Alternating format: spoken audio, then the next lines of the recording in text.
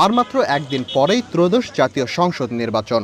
নির্বিঘ্ন ও নিরাপদ ভোট গ্রহণ নিশ্চিত করতে রাজধানী জুড়ে নেওয়া হয়েছে নিশ্ছিদ্র নিরাপত্তা ব্যবস্থা। চলছে সেনাবাহিনী, র্যাব, বিজিবি ও পুলিশের মহড়া। রাজধানীর বিভিন্ন পয়েন্টে বসানো হয়েছে চেকপোস্ট।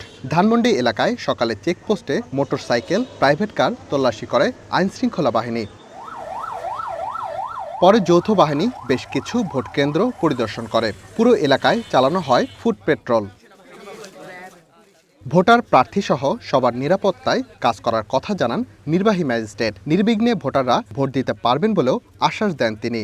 বিগত বছরের যে মানুষের ভিতরে একটা ভয়ভীতি ছিল, সেই ভয়ভীতিটা যেন তারা কাটিয়ে উঠতে পারে, সেজন্য কিন্তু আমরা আজকে জানেন আপনার নির্বাচনের আগের দিন একটা মহড়া হয়, কিন্তু সেই মহড়াটা কিন্তু আমরা প্রতিদিনই দিব। তার মধ্যে আজকে শুরু হয়েছে মহড়াটা, যেন মানুষ জানতে পারে যে এই ত্রয়োদশ সংসদ নির্বাচনে একটা সুন্দর একটা পরিবেশ বিরাজমান। যদি সম্মানিত ভোটার রয়েছেন তাদেরকে আমরা আহ্বান জানাবো, আমরা সেই বিশ্বাস দিচ্ছি যে আপনারা আসবেন, কেন্দ্রে ভোট দিবেন এবং আমাদের যে নির্বাচন যে পরিবেশ রয়েছে সেই পরিবেশটা যে সুষ্ঠু সুন্দর পরিবেশের জন্য পর্যাপ্ত রয়েছে। আমাদের আইন শৃঙ্খলা বাহিনী সহ আমরা রয়েছি, সেই মেসেজটা আমরা দিচ্ছি আজকে।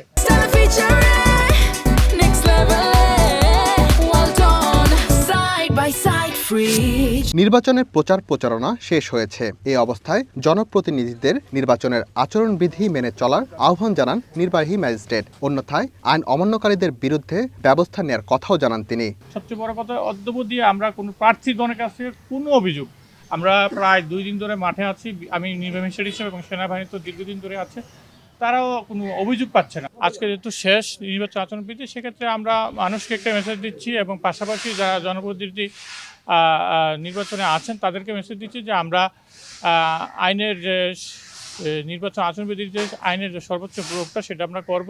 নির্বাচনের পরিবেশ সুষ্ঠু রাখতে আজ মধ্যরাত থেকে সারা দেশে বন্ধ হচ্ছে যান চলাচল, সীমিত হচ্ছে অনেক ধরনের যানবাহন। 12 ফেব্রুয়ারি মধ্যরাত পর্যন্ত বহাল থাকবে এই নির্দেশনা। Rakib Hasan, one news, Dhaka.